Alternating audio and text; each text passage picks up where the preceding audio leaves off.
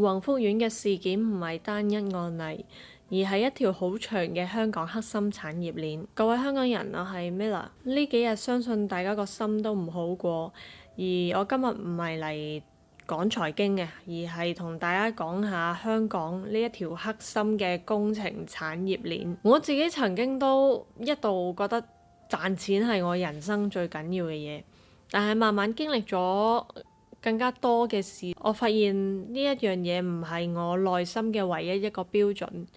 而呢幾日我暫停咗好多活動，而呢幾日我就望住部電話，每一條 push 彈出嚟，我個心都會碎一次。我會睇下啲家屬嘅訪問啦，又睇到好多宏福苑嘅居民。咁我都咁辛苦，成日樓供完啦，依家跟住又要俾維修費，維修費嗰度我又俾咗18萬啦，差唔多。我已經冇晒錢，同埋我個單親嘅媽媽嚟嘅，大佬我已經冇晒錢，你依家先話我間屋，我可以做得啲乜嘢啊？打唔到電話，乜都冇啦，就咁本係租咗。屋企嘅大房好大煙，已經話頂唔順要暈啦，跟住應該真係暈咗。佢同最愛、佢最中意嘅馬一齊走，所以就幫手去睇咁樣咯，幫手去睇。我又琴日就嚟過一次嘅，琴日咁我今日係嚟係因為想睇下有冇更新到啲資料，咁樣佢都有嘅，佢都有更新到嘅，就多咗，即係琴日大概20頁左右，今日可能都有30至40頁左右，每一個人就有2張相咁樣，但係一樣嘅，一張係實體，一張就係編出嚟咁樣嘅，咁你就逐張揭確認完之後咧，咁其實就可以離開嘅，其實就。有啲人話自己屋企個老人家臨離開嗰陣時都緊緊咁樣拎住個身份證，驚屋企人揾佢唔到啦。又有啲佢就話子女喺呢一場火災度失去咗。然後我又碌到殉職消防員生前嘅 IG， 佢 po 咗好多嘢嘅，一啲生活上嘅開心日常瑣碎嘅小事。我一諗起呢啲好簡單嘅日常，以後都唔會再有，我就覺得即係點解一啲咁好嘅人係啊，就發生啲咁嘅事。我自己細細個都喺大埔長大嘅，而每次大埔我出高速公路之前都會經過宏福苑，都會見到。而我有陣時又會想像會唔會另一個平衡時空唔係依家我哋呢一個咁嘅結局呢？而呢一個結局唔係一個意外嚟，直到呢一刻，2025年11月28號，官方已經公布咗有128個居民已經係唔喺度啦，128條人命。警方入去搜證嗰陣時，唔排除將會揾到更加多。而且你諗下，呢128個人，到依家得39個人係認得出個身份。剩低89個，你係要靠 DNA 先知道佢哋係邊一個嘅父母或者係邊一個嘅仔女。仲有200幾個人依家係音訊全無，生死未卜。你以為宏福苑係個別事件或者單一案例？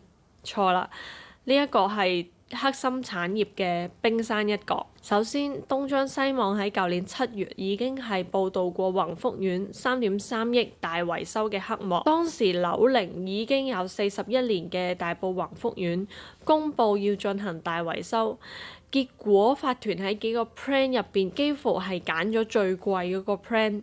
需要小業主一齊夾3.3億，由8座總共1984戶去攤分，每戶要俾16至18萬。而東張西望入邊有好多小業主就話根本就負擔唔起，甚至係要借錢。我而家冇錢啊，真係。我嗰個單位17萬，就7個半月要交晒，個半2個月交一期，3萬幾喎。我係好驚，講老實真係，我亦冇錢俾。你諗下。香港入息中位數係2萬幾，而且好多住宏福苑都係公公婆婆或者係老人家，你可想而知佢哋面對天價維修費會係幾咁彷徨。當時東張西望嘅鏡頭所見，一眾小業主嘅情緒好激動咁樣圍堵住法團嘅主席，要求入會議室旁聽。要知道到底發生咩事，問清楚點解會係3.3億咁貴，點解個收費又要收得咁急？點知業主就係講咗句旁聽係冇意思，又話層樓係你哋自己嘅，你哋自己諗辦法。咁你諗辦法，呢個屋係你噶嘛？你點解揸把刀插我刀啊？係你決定啊，收幾錢喎？我唔知呢位主席收咗幾多錢，幾百萬、上千萬先至可以做到咁冷酷，先至咁樣去鋌而走險咁去做呢一啲事情。除咗黑心產業鏈之外，仲有監管機構嘅不作為。東張西望報導完之後，廉政公署或者係相關政府部門根本就冇一個好實際咁樣徹查呢一件事，真係要等到不幸嘅事件發生，先至識得開花牛去拉人。其實你去到第二日你先至拉人，佢哋嗰個證據可能係一早燒毀晒㗎啦。所以我一路提東張西望，我一路係嬲到憤怒到胃痛。我睇到一班小業主佢哋一路反抗，而明明好多個瞬間，明明可以上邊一個念頭就可以阻止到呢件事，就可以避免到悲劇，但係偏偏就係咁樣發生咗，往咗一個最壞嘅方向去行。去到11月28號，廉政公署喺多區先後拘捕咗8名人士，包括工程顧問、棚架工程分判商同埋中間人。其中4個呢，分別係宏福苑大維修工程顧問公司嘅2個董事，同埋2個負責監督有關工程嘅項目經理。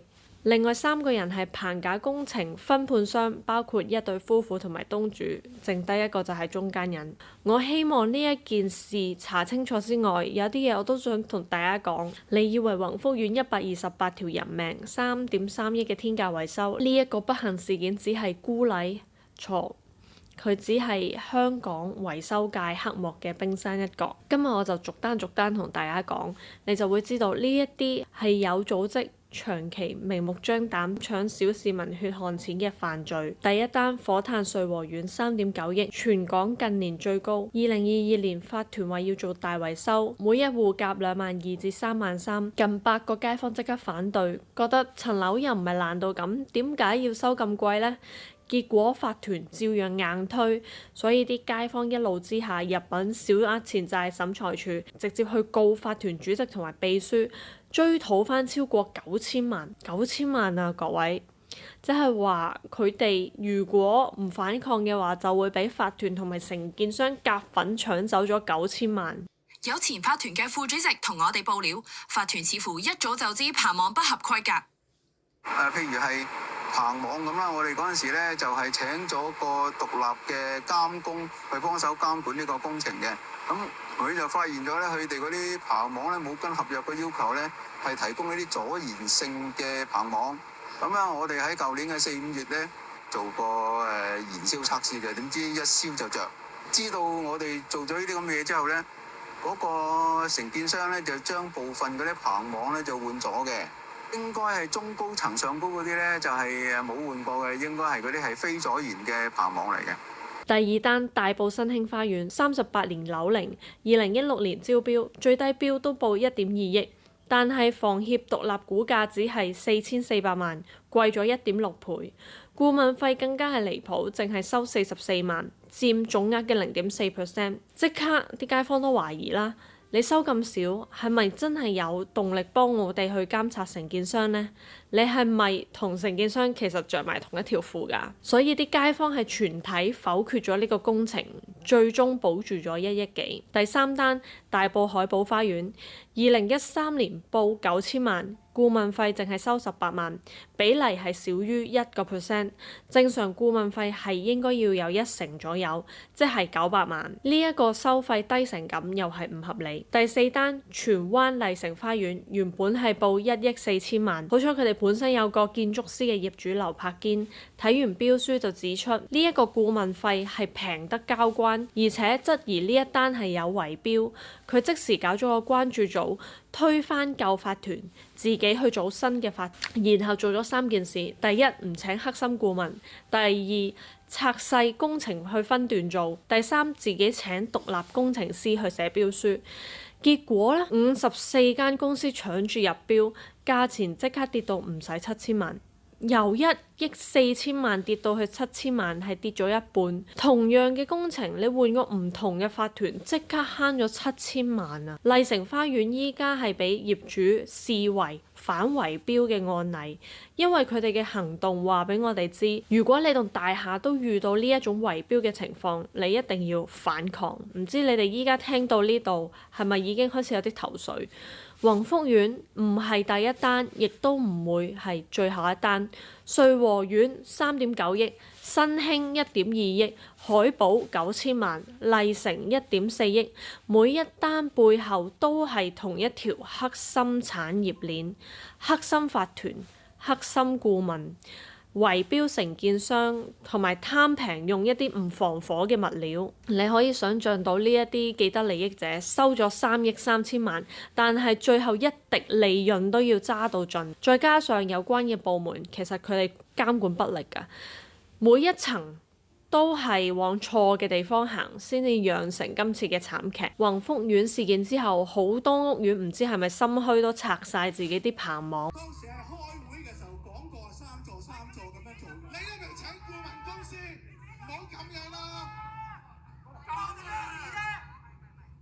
即係講真，顧問公司都未請，都點知第時點樣做啊？喺11月28號，政府發言人就表示，已經對5個大維修緊嘅屋苑棚網進行初步嘅調查，結果冇發現唔符合阻燃特性嘅棚網。咁啊，梗係啦，你當然唔會發現到啦，因為佢哋一早已經拆晒啦嘛。未來我真心希望政府可以認真規管同埋認真執行呢幾件事。首先第一，棚網同埋所有維修物料要公開透明招標。3.3億工程點解可以俾最貴嘅錢，但係又用最平嘅易燃發泡膠呢？招標文件、物料認證、驗收報告全部都要上晒網，俾全香港人監察。任何嘅維修包窗物料一定要用防火級別。如果違規就要負上刑事責任。第二，火警鐘失效同樣要負上刑事責任。宏福苑證明咗火警鐘壞就等於集體謀殺。管理處、承建商、驗樓顧問都要有責任。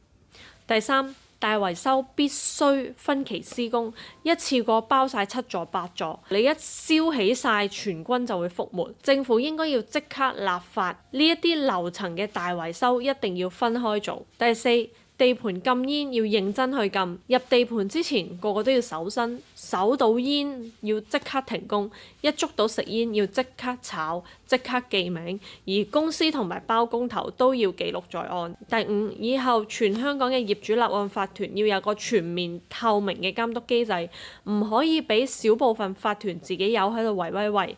首先，今次3.3億嘅工程，廉政公署同埋警方一定要查到底。工程究竟有冇貪污，有冇利益輸送，有邊個人收過黑錢，一定要俾全港市民一個交代，建立一個真正保護到每一個香港人嘅制度。而我都有啲説話想同為呢一件事傷心難過嘅香港人講，你唔好因為自己幫得唔夠而去責怪自己。因為唔應該係你去責怪自己，而我哋可以做嘅嘢就係團結同埋互相幫助。有捐錢嘅朋友，我哋比較讚佢，無論佢初心係點都好。總之有做呢件事，佢就係值得讚許，而你嘅讚會鼓勵到更加多嘅捐款同埋幫助。你睇下我哋香港人幾好，我哋已經捐咗咁多嘅錢啦，我哋咁多物資、咁多義工，同埋我哋嘅前線人員啦、消防員、醫護人員，我作為香港人，我亦都覺得好驕傲。然後照顧好自己嘅情緒啦，如果覺得冇辦法承受嘅，就遠離新聞，遠離一啲社交媒體。我呢幾日我都覺得沉重到冇辦法承受，所以有啲 app 我都鏟咗。因為當資訊太多，特別係你見到好多容易引起傷心憤怒嘅資訊，你就會引起情緒上嘅惡性循環。如果想喊就盡量喊啦，唔好再抑壓自己嘅情緒，揾一個舒服嘅地方喊出嚟。喊係將心入邊嘅玻璃渣掠翻出嚟，咁解。最後祝大家平安，拜拜。